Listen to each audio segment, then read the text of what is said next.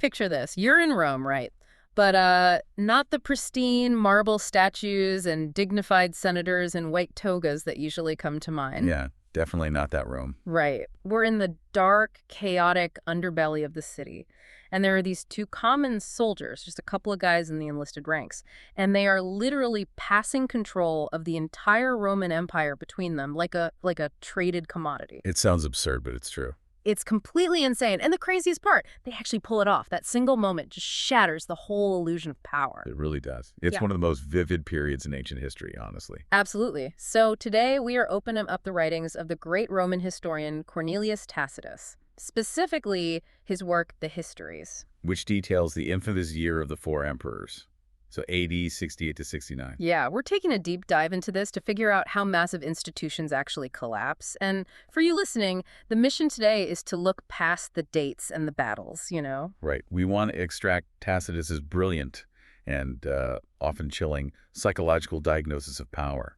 Exactly. We are looking at how a society handles a complete breakdown in constitutional legitimacy. And, well, what that reveals about human nature when the guardrails are just suddenly removed. Yeah, because the parallels to modern organizational structures are, they're impossible to ignore. Oh, totally. We're talking about military leverage acting like hostile takeovers, paralysis caused by information overload, and leadership teams that just fundamentally misunderstand their own source of authority. So, okay, let's unpack this. Sounds good. To understand this year of the four emperors, we really have to look at the structural void that kicked it all off. Emperor Nero is dead. Right. And his death exposes what Tacitus famously calls the secret of the empire. Ooh, the secret of the empire. I love that phrasing. It's great, right? Because for nearly a century, there was this polite fiction that the Senate and the people of Rome chose the emperor. Like a nice, neat democratic process. Exactly. But Nero's fall revealed the hard, mechanical truth. An emperor could actually be made outside of Rome by the provincial armies. So the military finally realizes they hold the ultimate leverage. Yes. The spell is broken. The provincial armies realize they're the kingmakers now. And stepping into this incredibly volatile environment is Galba. He's this old, ailing governor who basically marches on Rome to take the throne. And he completely misreads the situation. Yeah, he approaches this new, fragile reality with just catastrophic rigidity. So the soldiers, specifically the Praetorian Guard in Rome, they're expecting a massive financial bonus for their loyalty, right? Right. It was essentially an unwritten contract at that point. But Galba straight up refuses to pay it. He utters this line that goes down in history. He says, "I do not buy my soldiers, I select them." Which is just, wow. What's fascinating here is how Galba totally misinterprets his own era. How do you mean? Well, he's operating under the software of the old Roman Republic. He assumes soldiers are driven by this patriotic duty to the state. But they really aren't anymore, are they? No, not at all. The military had evolved into a highly professional mercenary force. They didn't revere the abstract idea of Rome. They revered the guy who signed their checks. Right. Show me the money. Exactly. Tacitus points out that the military had actually grown to love the vices of the emperors. The lavish payouts, the perks, the corruption. They loved corruption just as much as they once respected strict military virtues. Precisely. Galba treated a transactional relationship like a moral one, and it doomed him. That dynamic, it really reminds me of a rigid, old-school CEO taking over a modern, high-growth tech company. Oh, that's a perfect analogy. Right. Like, the employees are used to immense perks from the previous founder. Then the new CEO comes in, immediately cuts all the stock options, takes away the free lunches, and demands absolute loyalty simply because his door plaque says CEO. And we all know how well that works out. Exactly. But the mechanism here is what really destroys him, because Galba preaches austerity to the rank and file, right? But then he lets his own executive buddies, his inner circle of freedmen and ministers, just completely loot the corporate accounts. Yeah, the hypocrisy is staggering. It's wild. He executes top-tier generals and politicians without a trial, showing the military that his quote-unquote austerity is really just a monopoly on violence and corruption. But I have to ask you, was Galba wrong on principle? Wow. Because, buying off an army sounds like straight-up extortion. Was his stance actually noble and just poorly timed? It's a great question. He was factually correct, but he was structurally blind. Structurally blind, okay. Yeah, because A leader who preaches principle while his immediate subordinates engage in blatant corruption, that destroys all institutional trust. Ah, yeah, that makes sense. Tacitus lays down a core axiom of leadership here. He says a well-meaning leader governed by evil ministers is just as dangerous to the state as an evil leader. Wow. So the soldiers didn't hate Galba for being strict. They hated him for being a hypocrite. Exactly. He failed to read the room, and that failure created a massive power vacuum. And nature abhors a vacuum, as they say. So because Galba feels his political base crumbling, he decides to adopt a successor to project stability. Right. He needs an heir. But instead of picking Marcus Otho, who is this political insider who heavily bankrolled Galba's initial march to power, he picks a strict, old-fashioned aristocrat named Piso. Yeah, Galba basically doubles down on the exact rigidity that is currently getting him killed. It's a baffling choice. It really is. Yeah. And the causal link there is direct. By snubbing Otho, Galba alienates the one man who actually understands the shifting power dynamics of the city. Right. He leaves a deeply entrenched, highly ambitious opportunist with absolutely nothing to lose. Which is never a good idea. Never. And Otho, he wastes no time exploiting the structural weakness Galba created. He decides to orchestrate a coup, and the method he uses is just staggering. It's so untraditional. Yeah. He doesn't raise an army in the normal sense. He uses a freedman and those two common soldiers we mentioned at the very beginning to systematically bribe the Praetorian guards. They map out the grievances of the camp and just exploit them. And the result is a brutal public assassination right in the Roman Forum near the Golden Milestone. A random soldier simply walks up, pierces Galba's throat, and the old emperor's head is literally paraded on a pole. It's incredibly grim. But I need to push back on Otho's characterization here. Okay, go ahead. Because the source texts paint Otho as this effeminate, debt-ridden party boy, right? He was Nero's former drinking buddy. Yes, that was his reputation. So how does a careless aristocrat coordinate such a flawless surgical military coup right under the emperor's nose? Is there a contradiction there? It looks like a contradiction until you realize that Otho possessed a terrifying level of emotional intelligence. Emotional intelligence, okay. Yeah. Traditional historians often confuse a lack of military discipline with a lack of competence. Ah, I see. Otho lacked formal military rigidity, sure, but he was highly adaptable. He knew exactly what the soldiers wanted, and he didn't just buy them with cash, he bought them with empathy. Like he mastered retail politics. Precisely. On the long marches back from Spain, Otho didn't ride up front with the generals, he walked with the veterans. Really? Just right in the mud with them? Right in the mud. He learned their names, he called them his comrades. When they complained about Galba's strict discipline and the lack of pay, Otho validated their anger. Wow. So for you listening, think about how understanding your audience, like their fears, their desires, their grievances, is the ultimate currency of power. That's spot on. Otho built an insurgency on interpersonal connections. He leveraged the exact emotional landscape that Galba ignored. So Otho networks his way to the throne. He seizes the center of power. But he doesn't get to enjoy it for long. Right, because the system is so fundamentally broken at this point that his successful coup merely acts as an invitation for another one. Before Otho can even stabilize Rome, the massive German armies stationed on the northern frontier declare their commander, Aulus Vitellius, as emperor. This is where the narrative shifts to the periphery. The illusion of central authority has totally collapsed. And the provinces realize they have the military mass to dictate terms to the capital. Exactly. And the figurehead they choose, this Vitellius guy, is almost comical. The sources describe him as lethargic, gluttonous, and constantly drunk. He's barely even involved in his own rebellion. Yeah. The actual campaign is driven by his two incredibly aggressive vice commanders, Valens and Caecina, and they unleash a horrific pillaging march toward Italy. It wasn't a disciplined military maneuver at all. It was an extortion racket. Straight up. At one point, Caecina brutally massacres the Helvetii tribe, and these were people who weren't even direct combatants, just to slake the army's bloodlust. It's awful. And Valens extorts a whole township, threatening to burn it to the ground unless he's personally paid off. Vitellius is like a totally checked-out CEO, while his VPs are acting like ruthless corporate raiders. That's exactly how it functioned. But the mechanism driving this is what's terrifying. The lack of top-down leadership creates this hyper-aggressive, bottom-up momentum. Here's where it gets really interesting. The troops are basically doing the general's job. Yeah, it is a brilliant psychological diagnosis by Tacitus of an army let off the leash. How so? Well, when a leadership structure abdicates its responsibility, the organization doesn't just stop, it mutates.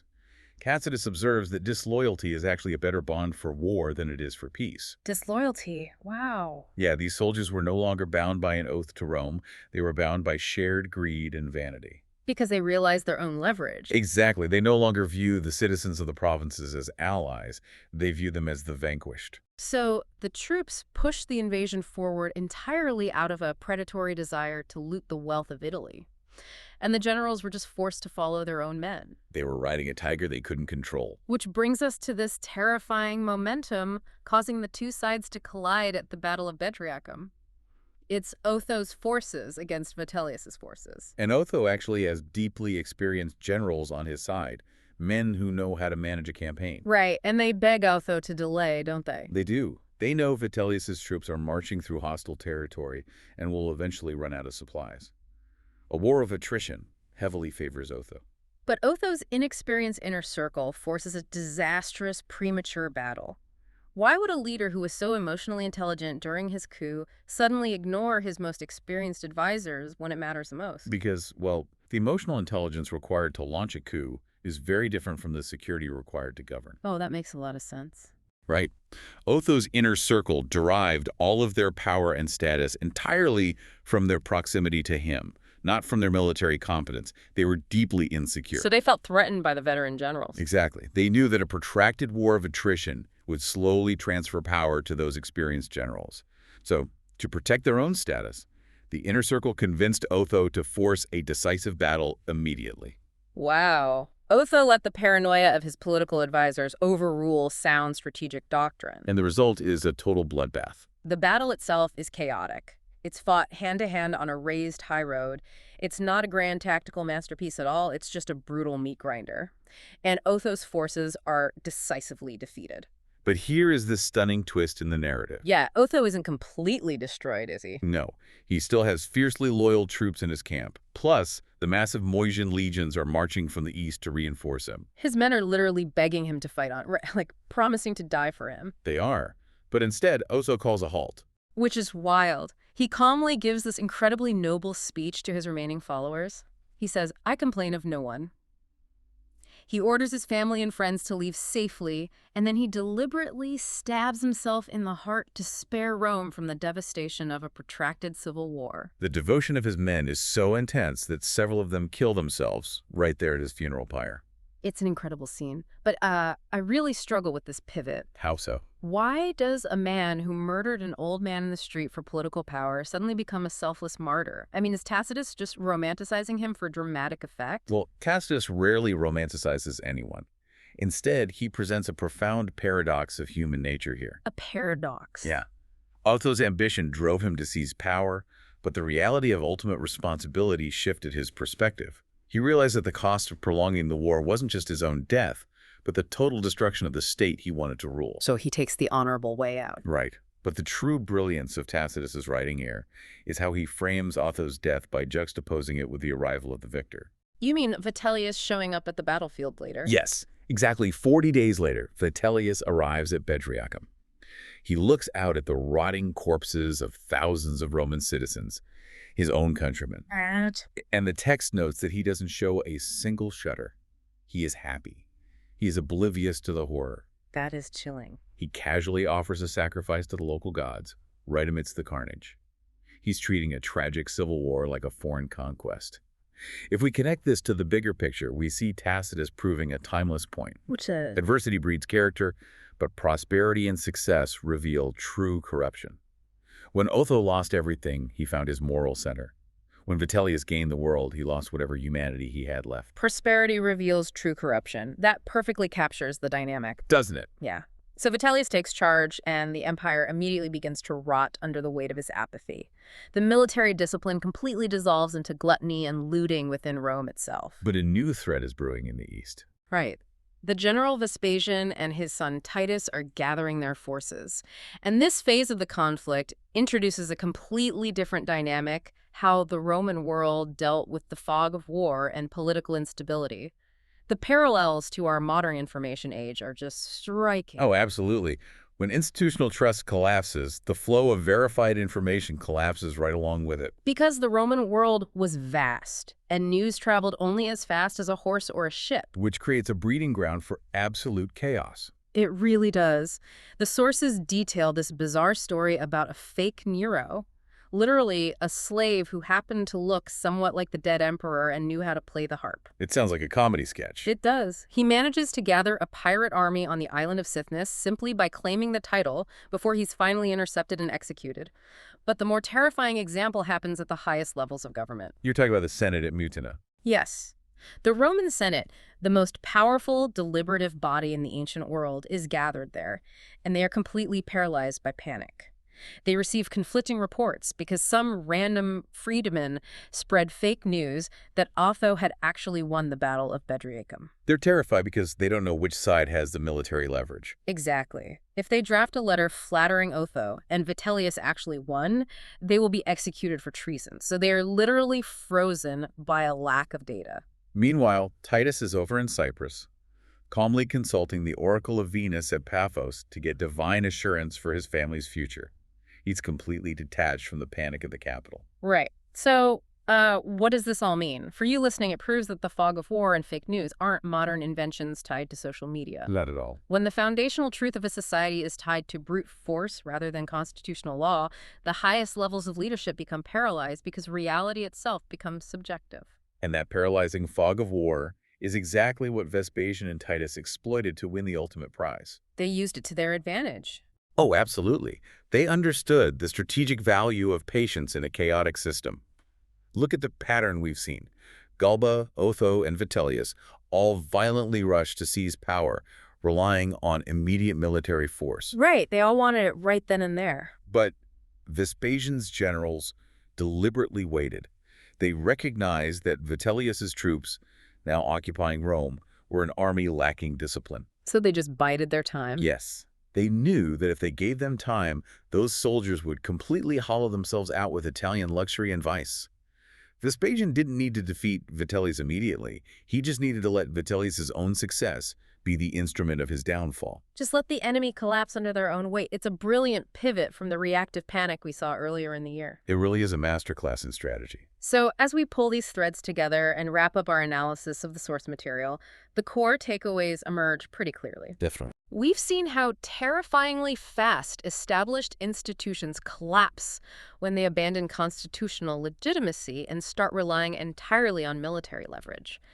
The shift from moral authority to transactional power creates a void that opportunists will always fill. Unfailingly. And we've seen how extreme crises act as a pressure cooker, revealing the underlying mechanics of leadership.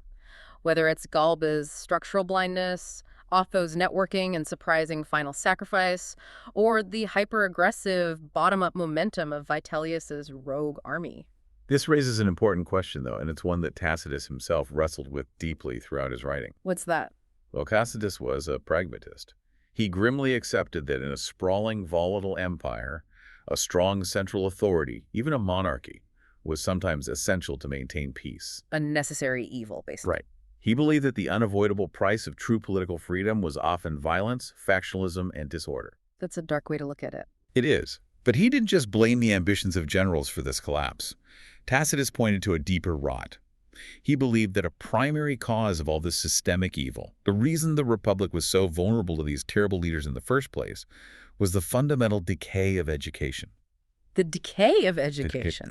The citizens and the soldiers had simply forgotten the civic virtues that built the society they were now tearing apart. Wow. And that brings us to our final thought for you to ponder today. In our own modern era, surrounded by a constant barrage of unverified information, shifting power dynamics, and this heavy reliance on leverage over legitimacy, have we actually figured out how to maintain both freedom and peace? It's the ultimate question, isn't it? It really is. Or does a lack of foundational civic education still leave us incredibly vulnerable today? When the guardrails of our own institutions are tested, are we still at risk of having to choose between the apathy of a Vitellius and the violent chaos of a civil war? It is a systemic vulnerability that resonates just as loudly today as it did in the first century. The technology has changed, but Human psychology remains exactly the same. It really does, because at the end of the day, it doesn't always take a massive external threat to change the course of history. Sometimes it just takes an organization that has forgotten its core values, a leadership team entirely detached from reality, and two common soldiers deciding to trade an empire in the dark. Absolutely. Thank you for joining us on this deep dive into the architecture of power.